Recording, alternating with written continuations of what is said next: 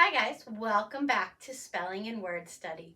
My name is Mrs. Rhoades and I'm here to get you started on Unit 27, More I Patterns That Sound Like E.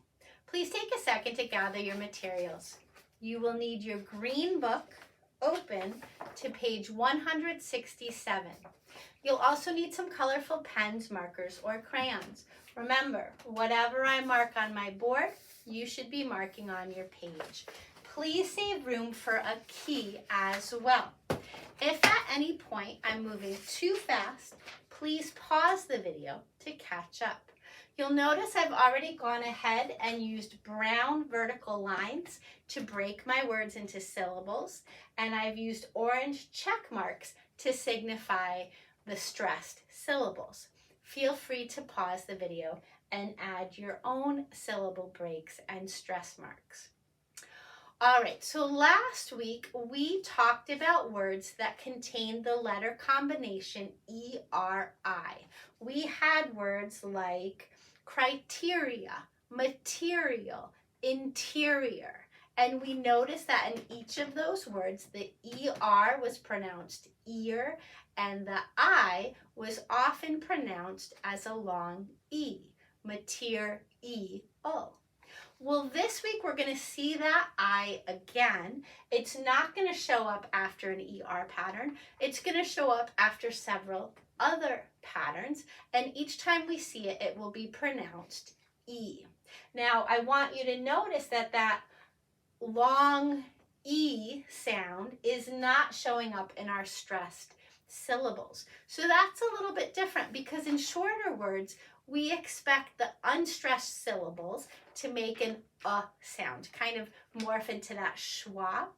But this week, that's not the case. We are going to keep that long E sound even in our unstressed syllables. So let's listen for that as we go through our list. Please repeat after me.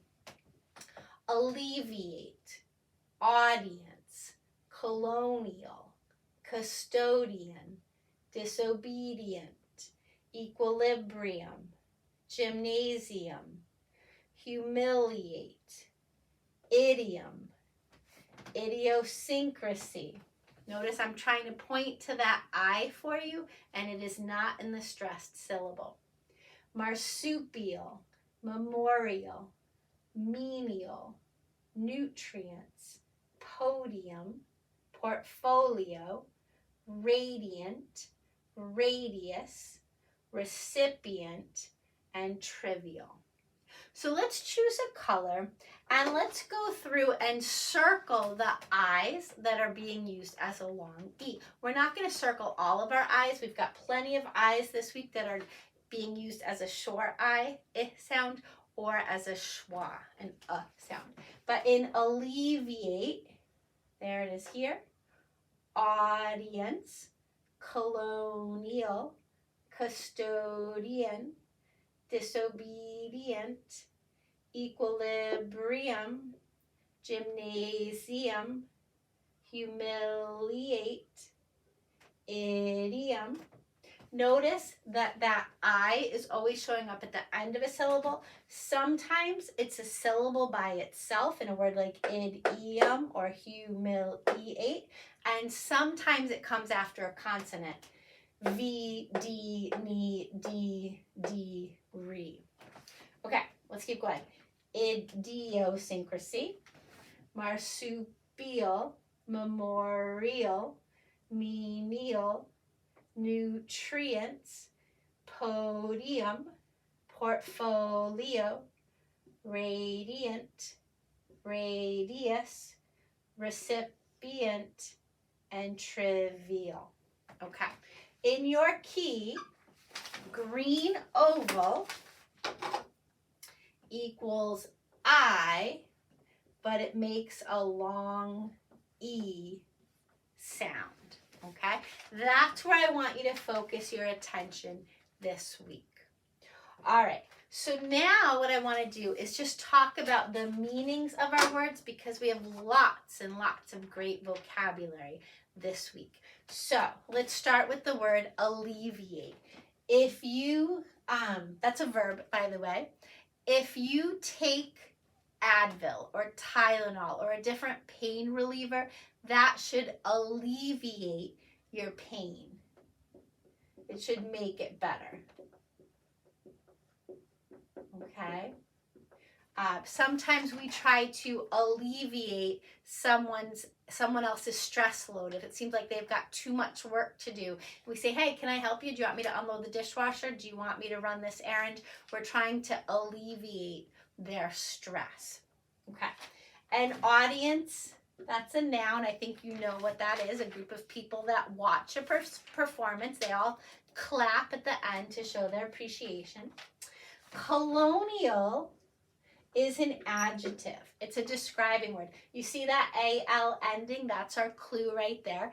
If something's colonial, it's of the colonies. It has something to do with maybe that period in time. If we're talking about what was happening in our country back in the early 1700s, that would be the colonial period. Sometimes we talk about colonial dress or colonial homes. That would be their style back during their colony days. A custodian, that's a noun. A custodian is a caretaker. So every school has a custodian who takes care of the building, make sure that everything's clean and safe and in working order. You might also have a custodian who takes care of your bank accounts or who takes care of your investments. They keep everything safe. Disobedient is an adjective. There's our prefix dis, which means not. There's our ENT suffix, which usually signifies an adjective. So if somebody's disobedient, they're not obeying. They don't follow directions. So if someone's disobedient, that means he or she doesn't obey. Equilibrium, this is a great word. This is a noun. Anytime you see EQU, it means equal. So equilibrium is balance. Now, when I was a little kid, one thing I liked to do was roll down a hill or like spin really fast. It would make me dizzy and then I would fall over, and I thought that was kind of fun. All that spinning messes with your equilibrium. It has to do with your inner ears and the fluid in there. It messes up your balance, okay? So when things are in a state of equilibrium, everything is balanced, okay? So we use that to talk about our physical body, but as you get older, you'll hear people use that to refer to lots of other things as well. So just know equilibrium is balance. A gymnasium, well, you know that. That's another word for a gym. It's the longer form of a gym, right? A place where we go to exercise. To humiliate, that's a verb, right? A lot of words that end with ATE are verbs. To humiliate someone means to make someone really embarrassed. All right, so you show kids photos of, I don't know, one of their classmates when the classmate wet their pants in kindergarten. That is going to humiliate, or it could humiliate the person. It could make them really, really embarrassed. An idiom is an expression or a saying. Break a leg. It's raining cats and dogs. Keep an eye on your brother. Those are all idioms. We don't take them literally. And idiosyncrasy. This is another great word. This is a weird or odd behavior.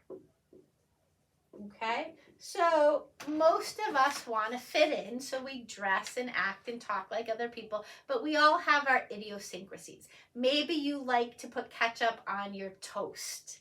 That's an idiosyncrasy.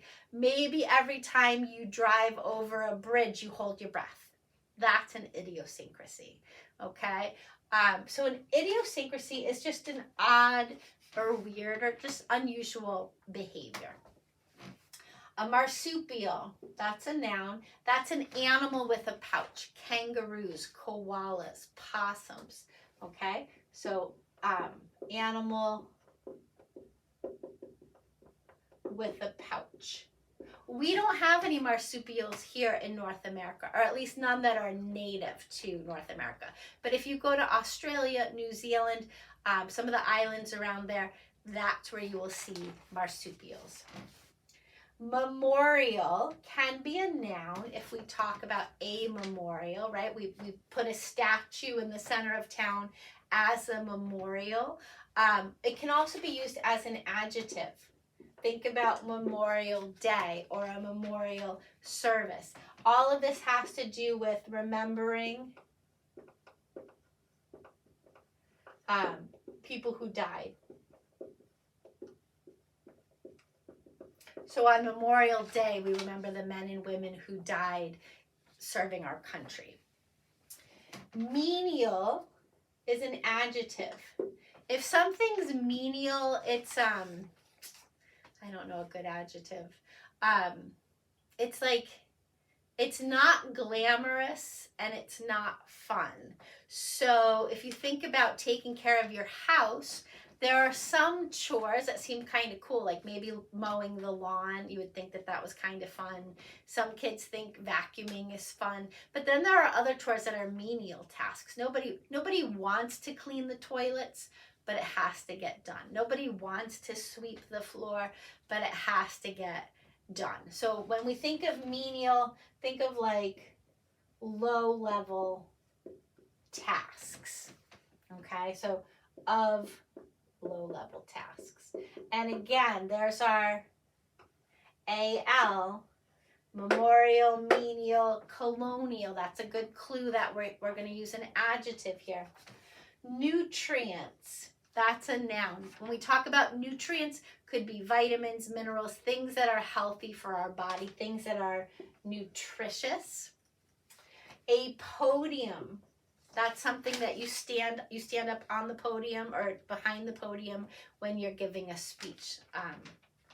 You know, that big wooden table that you stand behind, there's a microphone, that would be the podium. A portfolio is also a noun.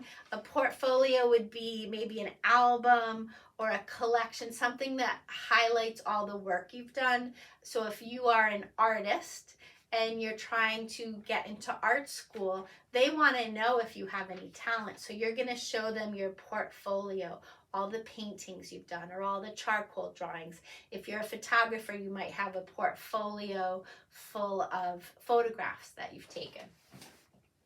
Radiant, that's a describing word. If something's radiant, it's shooting out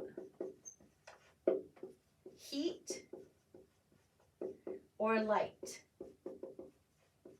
If someone has a radiant face or a radiant smile, that means they're so beautiful or so joyful that they're just sharing that feeling with anybody that looks at them, okay? So radiant literally means shooting out heat or light, but we use it to describe a radiant smile or just anything that's really bright and makes people happy.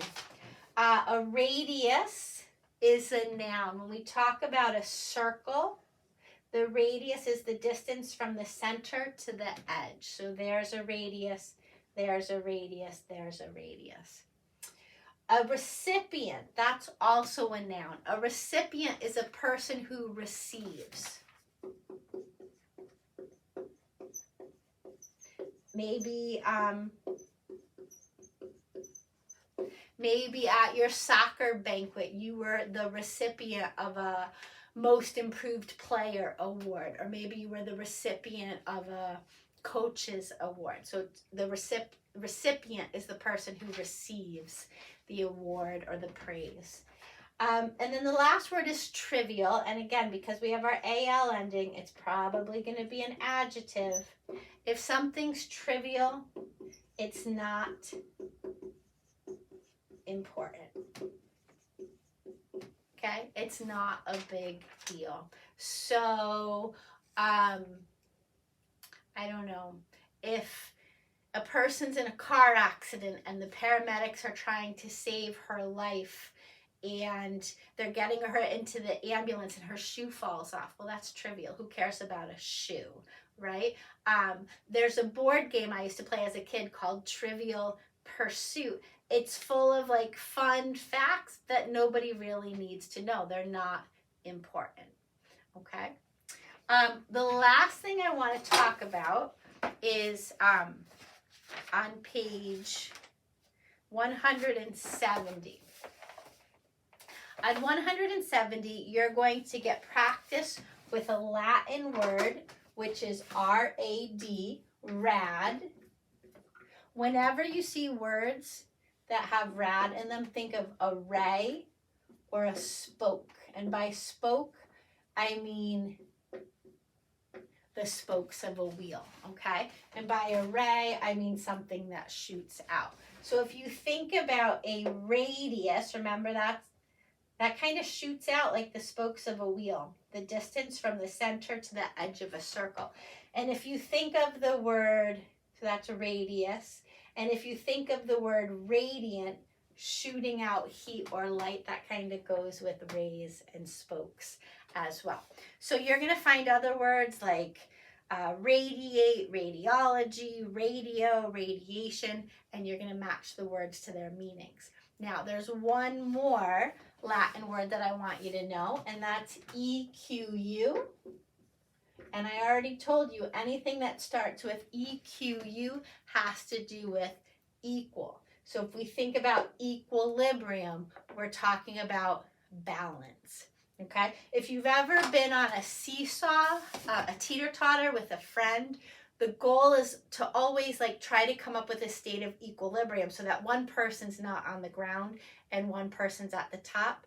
You try to balance things so that you're in equal places. So to finish this part, you're going to have words like adequate, equitable, equal, equator. So again, use what you know about prefixes, suffixes, and roots to match the words to their meanings.